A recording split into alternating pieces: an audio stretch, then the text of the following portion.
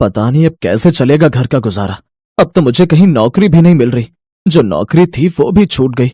अब काम ही बंद हो गया तो इसमें आपका क्या कसूर जी। नरेश की नौकरी चली गई थी और अब उसे कोई दूसरी नौकरी भी नहीं मिल रही थी। किराया न भरने के कारण अब उसके मकान मालिक ने भी उसे घर से निकाल दिया। अब हम कहाँ जाएंगे जी? अब तो हमारे पास कोई ठिकाना भी नहीं रहा। अब हमें बड़े भैया के घर चलकर रहना होगा। लेकिन क्या जेठानी जी इसके लिए मानेंगी? अगर भैया हमें अपने घर में रहने देते हैं तो क्या ही फर्क पड़ता है, भाभी भी अपने आप मान जाएंगी और मैं जानता हूँ भैया मना नहीं करेंगे। नरेश अपनी पत्नी को लेकर अब अपने बड़े भाई के घर चला जाता है, जहाँ उसका बड़ा भाई तो उसे खुशी खुशी स्वीकार करता है।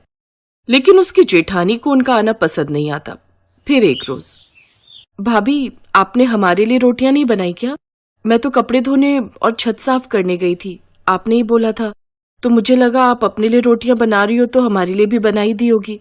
तुम्हारे बाप की नौकर नहीं हो जो तुम यहाँ पर मुफ्त में आकर रहो और तुम लोगों को रोटियां भी मैं ही बना कर दूं। अपने लिए खुद बना लो। वैसे भी तुम दोनों को तो आदत हो गई है मुफ्त की रोटियां तोड़ने की। भाभी ये कुछ ज्यादा नहीं हो रहा? आंखें नीचे करके बात करो, समझे? और अब तुम भी खुद के लिए कोई नौकरी ढूंढ लो, फिर जल्दी से जल्दी यहाँ से चलते बनो। मुफ्त का राशन खाने में लगे हुए हो। इसी तरह सीमा की जेठानी उर्मिला कभी राशन को लेकर, कभी जॉब को लेकर, तो कभी किसी न किसी चीज को लेकर हर वक्त उनको ताने देती रहती है। हालात हर किसी की असलियत सामने ला ही देते हैं। फिर एक रोज क्या हुआ उर्मिला, तुम रो क्यों रही हो? मैंने तो बस तुम्हारे भाई और भाभी से इतना कहा कि मैं 2-3 दिन काम नहीं कर पाऊंगी, मेरे पेट में बहुत दर्द हो रहा है। तभी इन दोनों ने मुझे खूब बुरा भला कहा और मुझे मारने की भी कोशिश की। आप ऐसा झूठ क्यों कह रही हैं जेठानी जी? क्यों जेठ जी को भड़का रही हैं? तुम दोनों के मुश्किल वक्त में मैंने तुम्हारा साथ दिया, लेकिन तुम तो मेरी ही बीवी को परेशान कर रहे हो। अब तुम दोनों इस घर में और नहीं रह सकते। चलो जाओ, निकलो यहाँ से और ढूंढ लो खुद का कोई नया ठिकाना। नरेश का बड़ा भाई अपनी पत्नी के कहने पर उन दोनों को घर से निकाल देता है।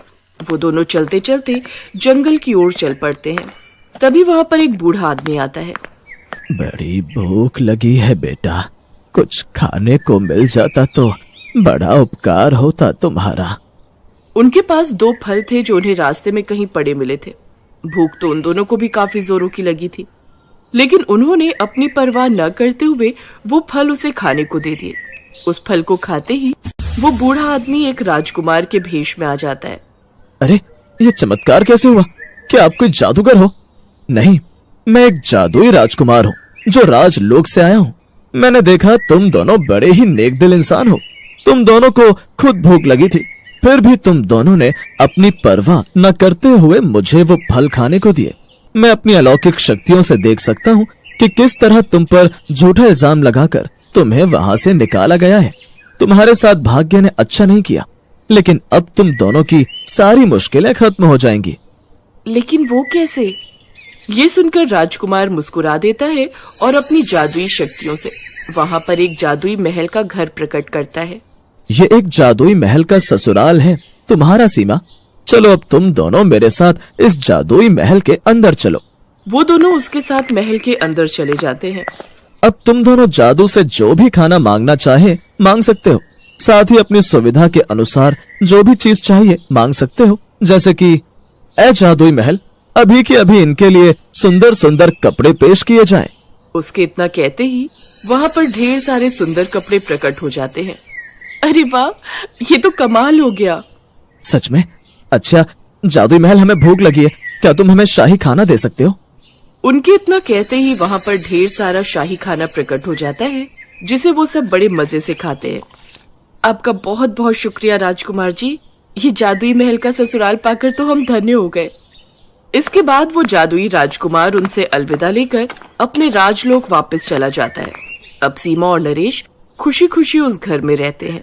एक रोज उर्मिला उन दोनों को महंगी गाड़ी में घूमते हुए देख लेती है और उनका पीछा करते हुए जंगल में बने उनके जादुई महल के बाहर पहुंच जाती है, जहां ऐसा ऐशो आराम देख वो जल भुन जाती है और उनके पीछे से उस महल में मिट्टी का तेल डालकर उसमें आग लगा देती है।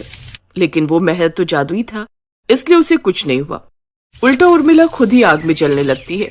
वो जल्दी से वहां से भाग जाती है और सामने बने तालाब में डुबकी लगा देती है।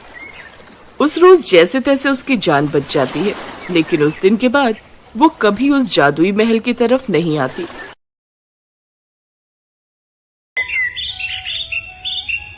मनीषा कपड़ों के शोरूम में नौकरी करती थी।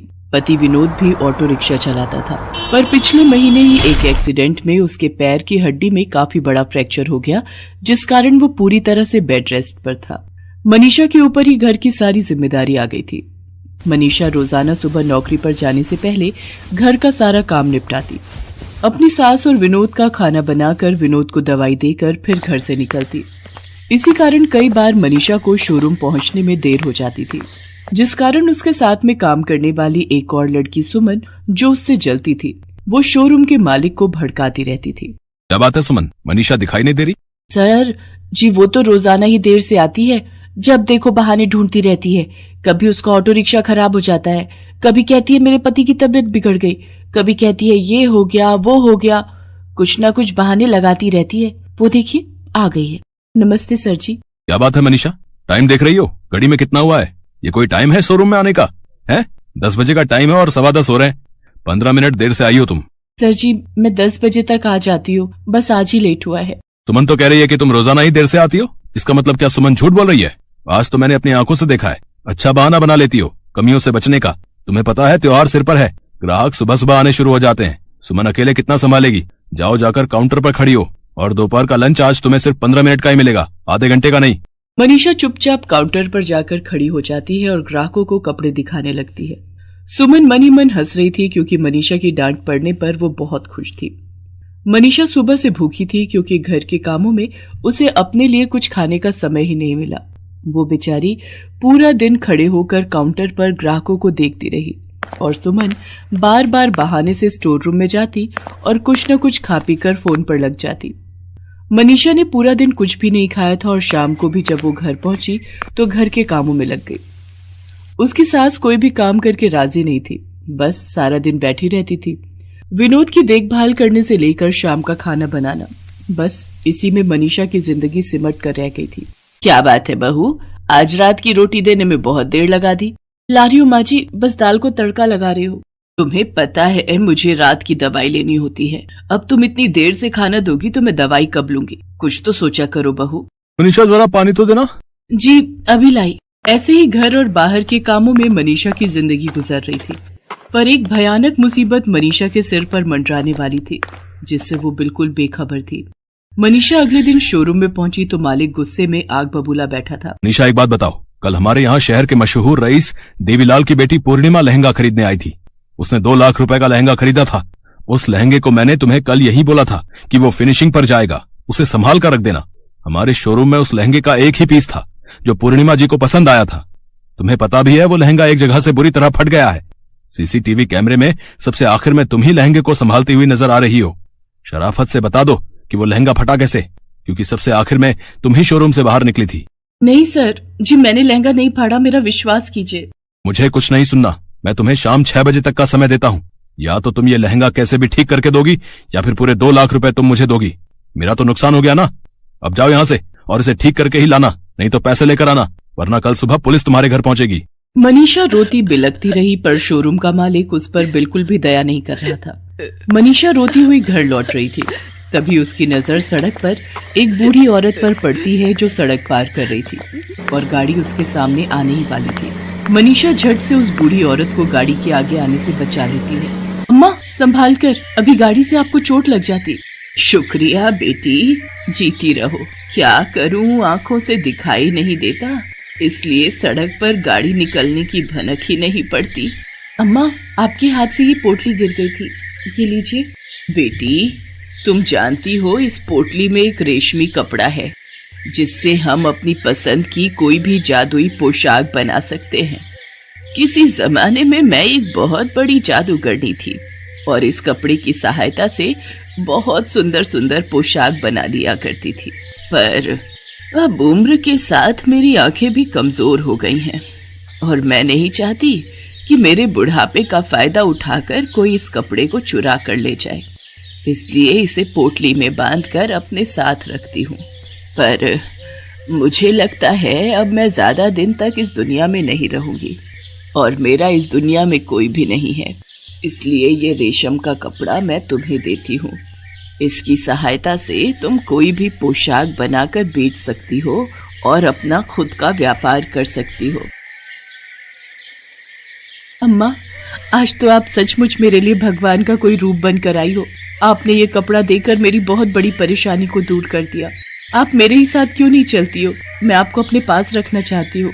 नहीं बेटी, अब मैं उम्र के इस पड़ाव पर हूँ कि मुझे 4 धाम की यात्रा करनी है, इसलिए मैं तो बस प्रभु के चरणों में ही अपने आखिरी दिन गुजारना चाहती हूँ। मनीषा से विदा लेकर वो बूढ़ी औरत वहाँ से चली गई।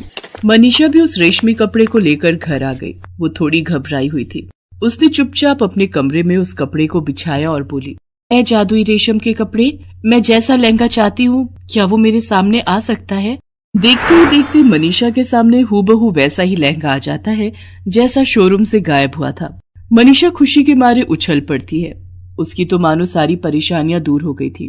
वो अच्छे से उस लहंगे को पैक करती है और शोरूम पर लेकर पहुंचती है। लहंगे को बिल्कुल ठीक हालत में देखकर शोरूम का मालिक हैरान रह जाता है। अब उसके आगे प्रश्न करने का कोई मतलब ही नहीं बनता था। सर जी, मैं आपके शोरूम की नौकरी छोड़ रही हूँ। जहाँ पर विश्वास न हो ऐसी जगह पर काम करने का कोई फायदा नहीं है, मुझे माफ कीजिएगा। मनीषा नौकरी छोड़कर घर आ जाती है। मनीषा ने रेशम के कपड़े की सहायता से सुंदर सुंदर जादुई लहंगे बनाकर शहर की बड़ी दुकानों पर बेचने शुरू कर दिए। लहंगे देखने में बहुत सुंदर थे, इसलिए वो ग्राहकों को बहुत पसंद आने लगे। अब तो शहर में ही क्या, आसपास के बड़े शहरों में भी मनीषा के लहंगे बिकने लगे। ये देखकर उसकी सास और पति बहुत खुश थे। मनीषा ने उन्हें उस रेशम के कपड़े के बारे में सच्चाई बता दी थी। जिस शोरूम पर मनीषा नौकरी करती थी, उसके मालिक को सच्चाई का पता चल गया था कि सुमन ही असली गुनहगार है। उसने ही लहंगा जानबूझकर फाड़ा था, इसलिए मालिक ने उसे नौकरी से निकाल दिया और मनीषा से माफी भी मांगी। मनीषा ने उसे माफ तो कर दिया, पर उसे अपने लहंगे नहीं बेचे, जिससे वो लज्जित होकर वापस चला गया। धीरे धीरे मनीषा ने विनोद का अच्छे अस्पताल में इलाज करवाया और वो भी ठीक हो गया। अब तो वो भी मनीषा के साथ लहंगों के व्यापार में हाथ बटाता था। बड़े बड़े फैशन शो में मनीषा के लहंगे जाने लगे। देखते ही देखते मनीषा लहंगों की बड़ी व्यापारी बन गई। आज उसने अपनी सास और पति विनोद को वो सारी खुशियां दे दी थी जिसके लिए वो हमेशा से ही तरस रहे थे। आखिर औरत लक्ष्मी का रूप होती है, ये मनीषा ने साबित कर दिया था। किसी शहर में एक खूबसूरत लड़की रहती थी। उसका सपना था कि वो एक दिन जादुई लहंगा पहने और गरीब लोगों की मदद करे। एक दिन अबीर गांव में अपनी दादी दादा से मिलने जाती है, तो वो अबीर को कुछ कपड़े देते हैं और उनमें जादुई लहंगा भी होता है। और अबीर का दादा जान बताता है कि बेटा, ये जादुई लहंगा है, इसको पहनकर तुम कोई भी अच्छा काम कर सकती हो। इसमें बहुत सी शक्तियाँ छुपी हुई हैं। अबीर ने ये लहंगा पहनकर बहुत से गरीब लोगों की मदद की, इसलिए वो लोगों में काफ़ी फेमस हो गई थी। एक दिन एक बुढ़िया अबीर के पास आई कि बेटा, मेरी बेटी बहुत बीमार है और उसके इलाज के लिए मेरे पास कोई भी रुपया नहीं है। तभी अबीर ने जादुई लहंगा पहना और पैसों का इंतजाम कर दिया। ऐसे ही हर नए दिन अबीर नए लोगों की मदद करती थी। एक दिन एक ऐसी समस्या आन पड़ी कि अबीर को उस मुश्किल समस्या का कोई हल नहीं मिला। अबीर ने सोचा, शायद मैं जादुई लहंगे से किसी बड़ी समस्या का कोई हल नहीं निकाल सकती, लेकिन इसने अपनी कोशिशें जारी रखी। एक दिन अबीर जब बस में सफ़र कर रही थी तो इसने एक बूढ़ी औरत को देखा जो सड़क पे बैठी भीख मांग रही थी। अबीर ने सोचा, क्या मैं इस बूढ़ी औरत की मदद कर सकती हूँ या नहीं। अबीर ने जादुई लहंगे को पहना और बूढ़ी औरत के पास गई। आंटी, क्या मैं आपकी मदद कर सकती हूँ? बेटा, मैं बहुत भूखी हूँ, मुझे कुछ पैसे चाहिए ताकि मैं खाना खा सकूं। अबीर ने जादुई लहंगे की मदद से बूढ़ी औरत को पैसे दे दिए। इस प्यार को देख के बूढ़ी औरत की आंखों में आंसू आ गए और वो अबीर का शुक्रिया अदा करने लगी। तब अबीर ने सोचा कि इस जादुई लहंगे से तो मैं बहुत से लोगों की जिंदगियों में खुशियां ला सकती हूँ, और अबीर ने अपना ये काम जारी रखा। दोस्तों, असल जादू तो वो है जो दिल से निकलता है, जिससे हम ज़रूरतमंदों की मदद कर सकते हैं और उनकी ज़िंदगी में बहुत सी खुशियाँ ला सकते हैं और उनसे बदले में ढेर सारी दुआएं ले सकते हैं। मज़ेदार कहानियाँ देखने के लिए हमारे चैनल को